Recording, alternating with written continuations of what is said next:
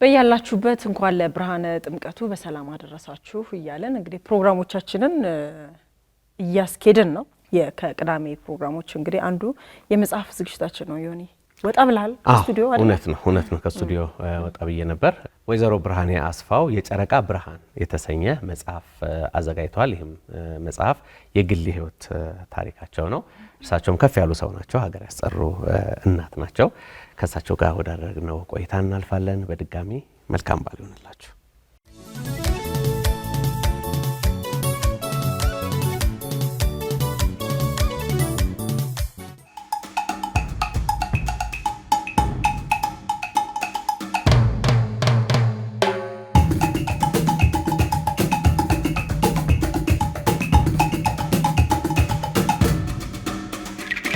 ጤና ይስጥልን ወይዘሮ ብርሃኔ፣ እንደምንወት የኔ እናት። ጤና ይስጥልን። እንደምን አለ? እንደምንወት ሰላም ነው?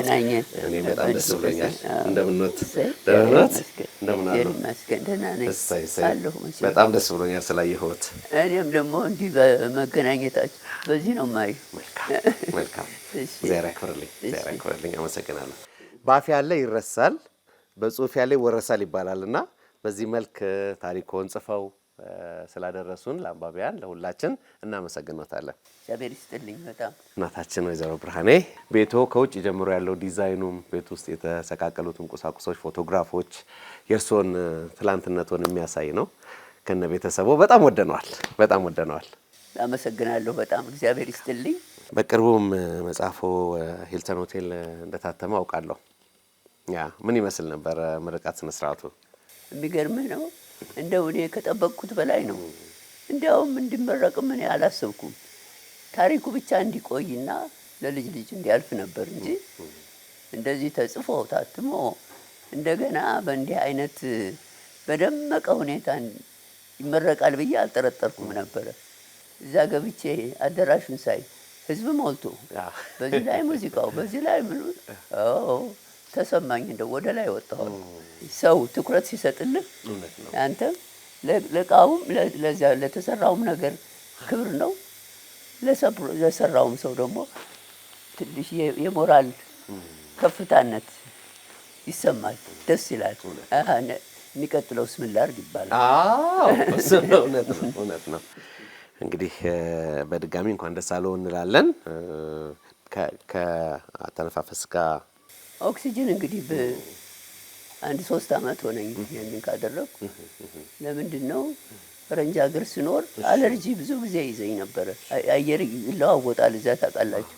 ክረምት ሲሆን በጋ ሲሆን በመሃል ደግሞ አለ የአበባው እንትን ይመጣል። ያን ጊዜ አለርጂ እየያዘኝ ደግሞ ደጋግሞ አሁን ሳምባዬ እየደከመ ሄደ። ትንፋሽና ሐኪሜ አይ ኦክሲጅን ብትጨምሪበት ይሻላል ቢጨመርበት፣ በተለይ ደግሞ ይሄ ከፍታ ያለው ከተማ ስለሆነ የምኖርበት ይሄንን አድርጌ ያለኝ ይኸው ይሄን አድርጌ ነው። እርሶን እስቲ በቅድሚያ እንተዋወቀው። ብርሃኔ አስፋው ማን ናቸው የሚለውን እስቲ ባጭሩ ይንገሩን። ውልደቶን፣ እድገቶን። ወይ ብርሃኔ አስፋው የሚገርምህ የተወለድኩበት ቦታና የደረስኩበት አገር ሳየው እንዴት ሆነ እላለሁ። የተወለድኩት ሰሜን ተራራ አጠገብ ጎንደር ነው የጀመርኩት ትምህርት ቤት። አክቹሊ እናቴ ናት ትምህርት አሁን ያስቆጠረችኝ፣ እሷ ባለውለታዬ ናት። ከዛ በኋላ ተማሪ ቤት ገባሁ። ያን ጊዜ አስኳላ ይባላል። እኛ ጊዜ እኔ ስገባ 2ኛ ነው የገባሁት፣ ምክንያቱም እናቴ ጽሁፍ አስተምራኛለች። ከ2ኛ እስከ 3ኛ ክፍል ጎንደር ተማርኩ። ከዛ ቤተሰቦቼ ወደ ደሴ መጡ። እስከ 6ኛ ተገመነን ትምህርት ቤት ይባላል። ያን ጊዜ ደሴ ደሴ። እንደገና 7 እና 8 ከወንዶች ጋር ተቀላቀል። ወይዘሮ ስሂን ትምህርት ቤት ይባላል። 7 እና 8 ጥቂት ሴቶች ነን በዚያን ጊዜ የቀረ ነው። ምክንያቱም በልጅነት ነው የሚገባው። ብዙ ጓደኞቼ ነበሩ አግብተዋል። እኔና አንዲት ልጅ ብቻ ሮማን 7ኛ ክፍል ገባን ሴቶች፣ ሌላ ሁሉ ወንድ ነው። 7ኛ ጨረስኩኝ። አንድ ጊዜ ጃንሆይ ሊጎበኙ ደሴን ሲመጡ ወይዘሮ ስሂን ትምህርት ቤትንም መጥተው ጎበኙ። ሲጎበኙ ለእያንዳንዱ ክፍል እየሄዱ እስቲ ጥያቄ ስጧቸው ይላሉ። ጥያቄ ጥሩ መልስ የሰጠ ይሸለማል፣ ወይ ሰዓት ወይ ብዕር። እኔ 7ኛ ክፍል የሚገርምህ ከወንዶቹም በልጬ ተሸለምኩ። ኢስተር ብሩክ የሚባል መጽሐፍ ጃንሆይ ሰጡኝና ደሴ 7ኛና 8ኛ ጨረስኩ። 9ኛ እቴጌ መነን ትምህርት ቤት አዲስ አበባ 9፣ 10፣ 11፣ 12 ጨረስኩኝ። በዛን ጊዜ የትምህርት ቤቱ ዳይሬክተር ወይዘሮ ስንዱ ገብሩ ይባላሉ። የሴቶች ትምህርት ቤት ዳይሬክተር ጠንካራ ሰው ነበሩ። እሳቸው በእውነት ለየት ያሉ ታሪካዊ የሆኑ ሴት በዚያን ጊዜ። እርሶም የወይዘሮ ስንዱ አድናቂ እንደሆኑ መጽሐፍ ላይ በጣም አደንቃቸው ነገር አለ። ሐውልት መሰራት ያለበት ለወይዘሮ ስንዱ በእውነት ነው የምልህ። ሴት ልጆች አንድ 14 እንደዚህ ሲሆን መዳር ነው። ወይዘሮ ስንዱ ቤተሰብ ሲመጣ አልድርም ብላችሁ ፈርሙ፣ አዳሪ ከሆነ ይሄን ካላደረጋችሁ አላስገባም። እሱን ድረስ ሁሉ ያደረጉ ነበር። እናደንቃቸው ሰው ናቸው። እና ሰው ሁሉ ይዛ ደሴ ሲሄድ ይህች ልጅ አታገባም እንዴ ይባላል። ባልጠፋ እንዴ አታገባም። ዩኒቨርሲቲ ኮሌጅ ደግሞ ገባሁኝ 1 አመት። ያኔም በጣም ጥቂት ሴቶች ነን፣ ጥቂት ሴቶች። በዛን ጊዜ ደግሞ የነበሩት መምህራን ካቶሊክ እንትኖች ናቸው፣ ጀዙዊት ትምህርትን በጣም የሚያበረታቱ ተማሩ የሚሉ እና እኔንም አንድ አስተማሪ ነበረኝ። እሱ ተማሪ እንዲጨርሽ ለኛ እያለ እያበረታታኝ 4 አመት ጨረስኩ ዩኒቨርሲቲ ኮሌጅ። እንዲያውም የሚገርምህ ልክ 4 አመት ዩኒቨርሲቲ ኮሌጅ ስንጨርስ ጃንሆይ ግቢያቸውን ሰጥተው 6 ኪሎ ያለውን አሁን ግቢያቸውን ሰጥተው ዩኒቨርሲቲ ኮሌጅ ኃይለ ሥላሴ ዩኒቨርሲቲ ተብሎ ተቀየረ። ያ ዩኒቨርሲቲ ኮሌጅ የመጀመሪያዋ የቀዳማዊ ኃይለ ሥላሴ ዩኒቨርሲቲ ግራጁዌት ከሆኑት አንዷ እኔ ነኝ። አሉ ብዙ፣ ግን እኔ ደግሞ ያንን እድል አግኝቼ አንዷ ነኝ። ከዛ ውስጥ እንኳን ደስ አለው።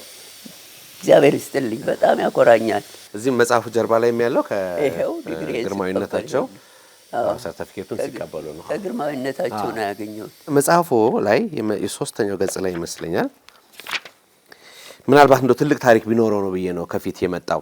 ኒውዮርክ ላይ የተባበሩት መንግስታት ድርጅት ያዘጋጀውን ሽልማት ከዳይሬክተሩ እጅ ስትቀበል የሚል ፎቶግራፍ ካፕሽን የጻፈበት ፎቶግራፍ አለ። ስለዚህ ፎቶግራፍ እስኪ ንገሩን። ይሄ ፎቶግራፍ ነው ረጅም ታሪክ ያለው ነው። ተማርኩልና መጨራርሼ አገባሁ።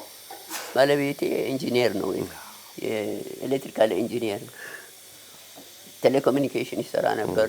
ከዛ ከልጆች ከወላለድን በኋላ መቼም እሱ አዳዲስ ነገር መሞከር ይፈልጋል። አይ አሁን ከሀገራችን እንውጣና ከኢትዮጵያ እስቲ ውጭ ሀገር እንሞክረው አለ። የት እንሂድ? ቆይ ጂኒቫ ኢንተርናሽናል ቴሌኮም የሚባል አለ፣ እዛ ስራ ልፈልግ አለ። እንዴት ያንን ስራ አገኘ። እኔን በይኔ እንሂድ አለኝ። የኔም ስራ ነበረኝ ብዙ ስራ የምሰራው ያን ጊዜ። አይ እንሂድ ካልክ እንሂድ። ጂኒቫ ሄድኩልህ። እዛ የሰው ልጅ መብት በጣም የሚከበርበት ሀገር፣ የተባበሩት መንግስታት 75% ነው እንደዚህ ያለበት ጂኒቫ ነው። እና እኔ እዛ እንደሄድኩኝ ከድርጅቶች ጋር ተዋወቅኩ። ምን አልኩ፣ ከነሱ ጋራ ስለ መብት መስራት ጀመርኩ። አብሬ መተባበር አብረን እና ዩናይትድ ኔሽንስ ደግሞ አገናኘን። ይሄን አንድ ላይ ስንሆን የኛ ድርጅቶች የተባበሩት መንግስታት ደረጃ እንትን ሰጠን፣ እውቅና ሰጠን። ጎጂ ባህሎች ላይ በሰው ላይ እንዴት እንዲህ አይነት ድርጊት ይፈጸማል እያልኩ የተቆረቆርኩ የመድረኩን የተባበሩት መንግስታትን መድረክ እየተጠቀምኩ በዛ ላይ ደግሞ አገር እየሄድኩኝ እነኚህ ባህሎች ያሉበት አገር እየሄድኩ እየጎበኘሁ ሰውን አነጋግራለሁ። ስልስል ይኸውልህ የተባበሩት መንግስታት ብዙ እኔ ብቻዬን አይደለም፣ ሌሎች ብዙ ደፋር ሴቶች ነበሩ። እነ ዶክተር አይሪን ቶማስ የሚባሉ ናይጄሪያ፣ ከእነሱ ጋር አብረን ሰራንና መጨረሻ እውቅና ከተባበሩት መንግስታት እውቅና ነይና ውሰጂ በሰራችሁት ስራ ተብዬ ይኸውልህ። ከጄኔቫ ነው የሄዱት ማለት ነው? ጄኔቫ ሄደ ኒውዮርክ። ይህንን ሽልማት ቡጥሮስ ጋሊ ነበር እዚያ አለ እንደውም ቢስንካ ቡጥሮስ ጋሊ እንደምታውቀው ግብጽ ነው። ቡጥሮስ ጋሊ ዩኤን ሴክሬታሪ ጀነራል ነበር። ይሄን ሽልማት አገኘዋ ስቴጅ ላይ ወጥቼ በጣም ትልቅ ክብር ነው። ስሜን ተወልጄ ታይ በኒውዮርክ የተባበሩት መንግስታት በዚህ ትልቅ ሞገስ መሸለም እውነት ነው። ይሄ ለኢትዮጵያ ትልቅ ኩራት ነው፣ ትልቅ ክብር ነው። በተለያየ ዓለም ላይ የሚከበሩ የሚሸለሙ ሰዎች ያው የኢትዮጵያን ሰንደቅ ነው ዞሮ ከፍ የሚያደርጉት ሀገራችንን ነው የሚያሰሩትና እርሱም ሀገራችንን አሰርተውልናል፣ ከፍ አድርገውልናል። እድሜን ከጤና ይስጥልን ልናመሰግነው እንወዳለን እናታችን። መልካም ወይዘሮ ብርሃኔ እንግዲህ ዛሬ ጉዳያችን እርሶ ቢሆንም ወደ እርሶ ቤት ሲገባ ትልቅ ፎቶግራፍ አለ፣ እንግዳን የሚቀበል ዌልካም የሚል የሚታወቅ ፊት አለ። ባለቤትዎን እስኪ ያስተዋውቁን። የህይወቴ መሪ ነው፣ የህይወቴ ደጋፊ፣ አይዞሽ ባይ ባለቤት ብቻ ሳይሆን አበረታቼ የሚያጠነክረኝ እሱ ነበረ። ምን ልበልህ ሞተር ኤነርጂ ሁሉ ጊዜ እናቴ ምን ትለኝ ነበር፣ እንዴ አንገትሽን ቀጥ ብለሽ እንድትሄጂ አደረግሽ፣ ልጅ ተረፈ እኮ ነው። አንቺም አይን አፋር ነበርሽ ድሮ። እንኳን እኔ የሌላም ሰው ስኬት ያስደስተዋል። የማይደፈረው የማይሞከረውን ነገር ይሞክራል ሁሉ ጊዜ። ለምሳሌ አንዱ ትልቁ ነገር ድሮ ቴሌኮሙኒኬሽን ሲሰራ እሱ ቴሌፕሪንተር በላቲን ቋንቋ ነበር። ለምንድን ነው ቴሌፕሪንተር በላቲን በአማርኛ ለምን አናረገው? ጓደኞቹ ይስቁበታል። አይደለም ይሄን ቻውን ሲሞክር ሰራውና አማርኛ ቴሌፕሪንተር ጃንሆይ ናቸው በጣም ያመሰገኑት። አይገርም? ለምሳሌ ሌላ አገር ሂጄ እሱን ትቼው ሂጄ ሰርቼ ምን ብዬ ስመለስ እሺ ምን አረግሽ? እንዴት ነበር? ጥሩ ነበር። ሁሉ ጊዜ የት ሄድሽ? ለምን ሄድሽ? ምን ጎበዝ ነሽ ነው፣ ሞክሪው ነው። እንዲህ አይነት አበረታች ባለቤቴ በጣም የሚወደኝ የምወደው አክባሪ የማከብረው አዋቂ ሰው ነበር። እንኳንስ 3 ዓመት ሙቶ ብቻ ይኖራለሁ። ጥቂትም ውጭ ወጥቶ ማታ አልመጣ ይደነግጣለሁ ምን ሆነብኝ ብዬ እና መንፈሴ ነበር የኔ አስተማሪ። ዳንስ ቦታ ይሁን ሲኒማ ይሁን ቡና ቤት ይሁን አብረን ተያይዘን እጅ ለእጅ ተያይዘን እና እሱን አጥቼ እስካሁን ድረስ 3 ዓመት መኖሬ ይገርመኛል። ኢንጂነር ተረፈ ራስወርቅ ጋር አብራችሁ ያፈራቻቸው ልጆች ስንት ናቸው? መጀመሪያ ስንጋባ አስረድቼዋለሁ። እኔ እሺ እንደ ሴቶች ባለሙያ አይደለሁም ማለት የወጥ ቤት ባለሙያ አይደለሁም። እሺ አይግዴለሽም። እኔ አሜሪካን ሀገር ወጥ ቤት ውስጥ ስራ ነበርና መጥበስ ምናምን ይችላለሁ። ግዴለሽም። አዎ ግዴለም። እሺ ተጋባ። እኔ ወጥ ቤት አልገባም፣ እሱም አይገባ። እሱ ሰራተኛ አለ እና የመጀመሪያው ልጅ አንድነት የሚባል ልጅ ወለድኩኝ። አንድነት ያን ጊዜ ምን መሰለህ የአፍሪካ አንድነት የመጀመሪያው የተፈጠረበት ስብሰባ ያኔ ነበር። ኦኤዩ የመጀመሪያው ኮንፈረንስ ውስጥ ነው የሚያስተካክለው እሱ ነበር በቴሌኮሙኒኬሽን። እና እኔም ልጅ ምጥ ሲመጣ እሱ እዛ ስብሰባ ላይ ነበር። ጓደኞቹን ጠርቼ ሐኪም ቤት እቼ ወለድኩ። እና ከተወለደ በኋላ ስሙን ምን አለው? አንድነት አለው። ሁለተኛው ልጅ ማን ተባለ ስሙ? እሱ ኤዛና። እኔ ነኝ ደግሞ ያወጣው ኤዛና ብዬ እሱን አወጣው። ሶስተኛዋ ደግሞ ስትወለድ የአማርኛ ቴሌፕሪንተር እሱን ሰርቶ በሚነጋገርበት ጊዜ ነበረ ቴሌኮም ጋር ምን እሷን ደግሞ ስትወለድ ማን አላት? መላዬ አላት። መላዬ የራሱ የኔ መላ። የፈጠራ ስራቸውን የስንት ልጆች አያት ሆኑ? 8 ልጅ። 8 ልጅ አያት። እኔ እኮ ለእናቴ አንድ ነኝ። አይገርምህም? እናቴ በጣም ትሳሳልኝ።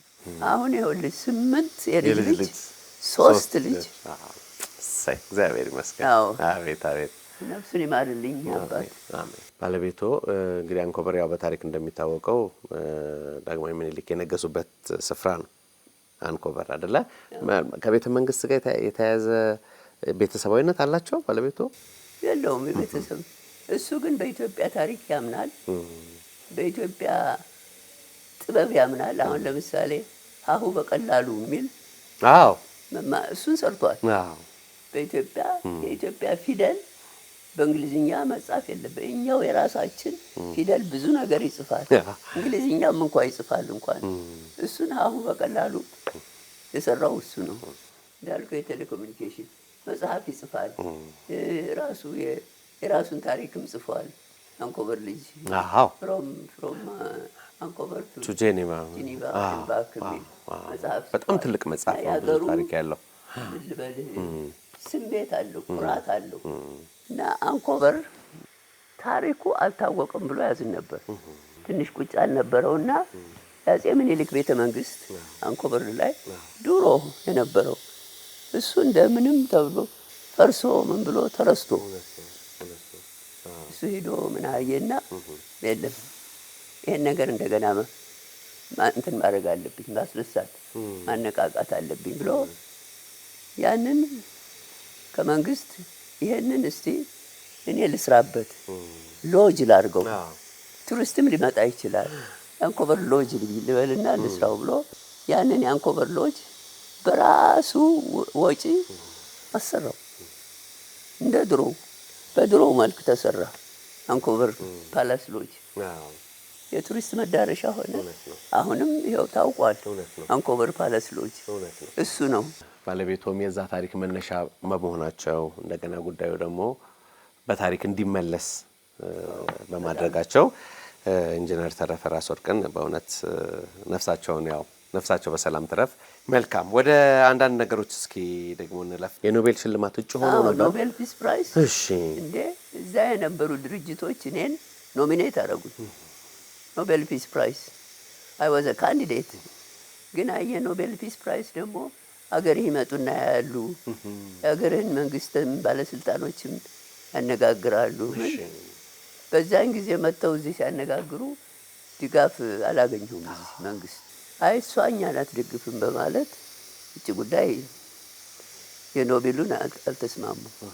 ግለሰብ ብቻ ሳይሆን ሀገርንም የሚያስጠራ ስለሆነ ያ መታጨቱ በራሱ ትልቅ ነገር ነው እና የእርሱን ጥንካሬ እግረ መንገድም የሚያሳየን ነው። ተመልካቾች ይህን ፕሮግራምም ሲያዩ እንግዲህ ወይዘሮ ብርሃኔ አስፋው ትልቅ የሀገር ባለውለታ ናቸው። ያው ከታነፋፈስ ጋር አንዳንድ ነገር መረዳት ስላለባቸው እንደነገሩን ድምፁ ምናልባት ከረባሻቸው ይቅርታ ለመጠየቅ እንወዳለን።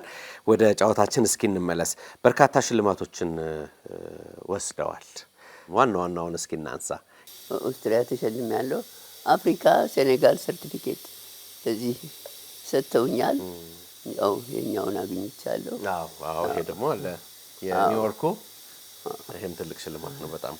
እሺ እዚህ ጋርም አንድ ፎቶግራፍ ያለው እናታችን ሂለሪ ክሊንተን ደብዳቤ ጽፋልኝ ኤምባሲ ተጋብዤ በደንብ ሬኮግኒሽን ተሰጥቶኛል። ዩኤንኤፍፒኤ ምን እንደዚህ እየጻፉ ጎብዘሻል፣ አይዞሽ በርቺ ያሉኝ አሉ። አሁን እየረሳሁት ሄድኩኝ። እሱም ትልቅ የሚያበረታታ ነገር ነው።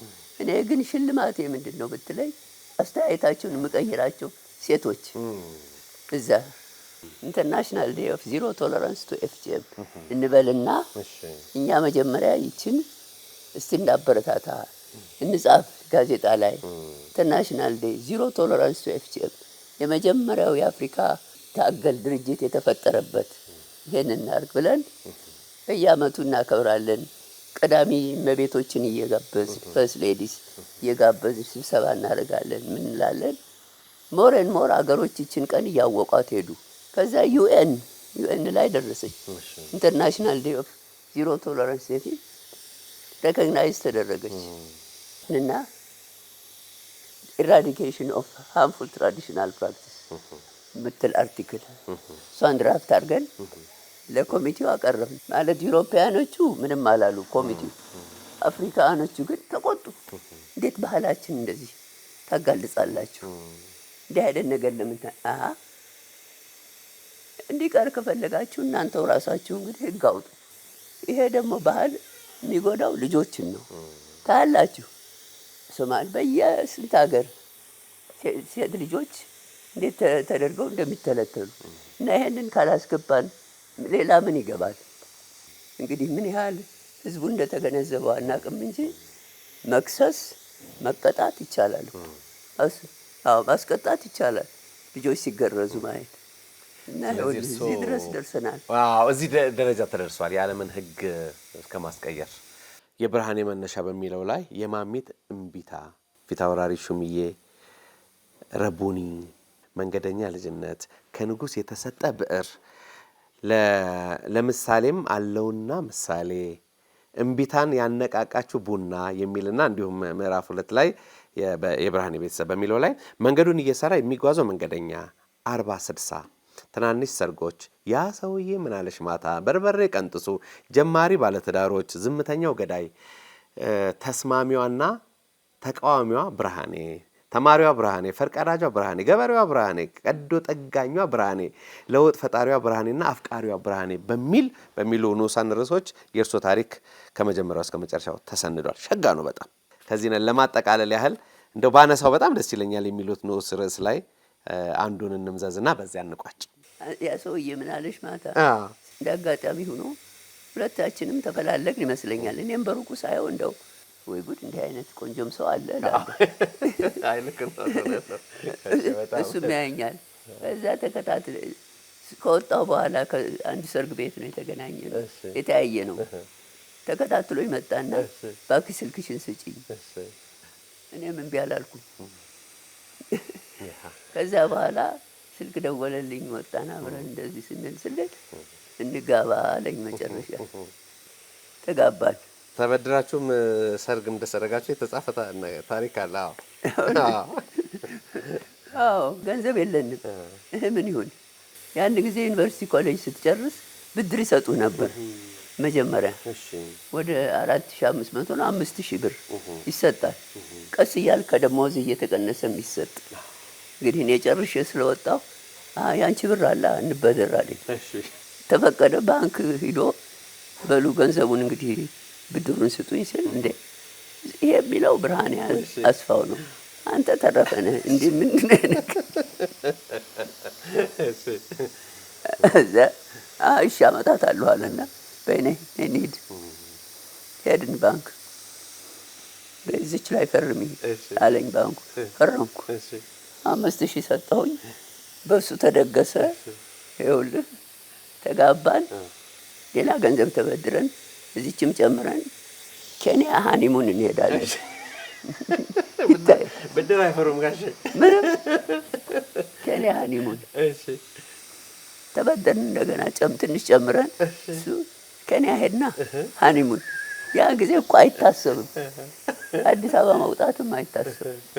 መጀመሪያ ጊዜ አውሮፕላን ላይ የወጣሁት አይዞሽ እያለ አይዞሽ ኬንያ ሄድንልህ። ስንት ቀን ነው? አንድ 10 ቀን ነው እንደዚህ። በባቡር በመኪና በምን ይዞኝ ይሄዳል። ባህር ዳር ደግሞ ቁጭ እንትንና ብትዋኝስ? ኧረ እኔ ዋና ልብስ ነይ እንግዛ፣ ነይ ዋኝ። አይ እኔ እሱን አላረገውም በጭራሽ። ያኔ ወዲህ በብድር ገንዘብ ሃኒሙን ሄድን። ያ ሰውዬ እንዲህ ነው ተረፈ። ጓደኛዬን ላስተዋውቅ ነው። መልካም እንደምንወት ጥሩ መንግስቱ ትባላለች። እቺ ጎንደር በልጅነታችን አረፍ ይበሉ፣ እዚች አረፍ ይበሉና እንጨዋወታለን። እስኪ ጓደኝነታችሁን እስኪ ንገሩን። ልጅነት ጓደኛዬ ናት። 3ኛ ክፍል አብረን ተገናኘን። ከዛ እኔ ወደ ደሴ ስመጣ እሷ ጎንደር ቆየች። ያው ትማራለች። ደሴ ጨርሼ እንዳልኩ 8ኛ ክፍል 9 እዚህ አዲስ አበባ ደገመነን ስመጣ እሷም ከጎንደር 8ን ጨርሳ 9ኛ ደገመነን ተገናኘን። ከዛ አልተለያየንም። እውነት? ሳይ በጣም ደስ ይላል። በጣም ደስ ይላል። እግዚአብሔር ይመስገን። ሳገባ ሚዜ ናት። እሷ ስታገባ ነበርኩ ሰርጉ ላይ። የኔን ልጅ ደግሞ ክርስትና አንስታለች።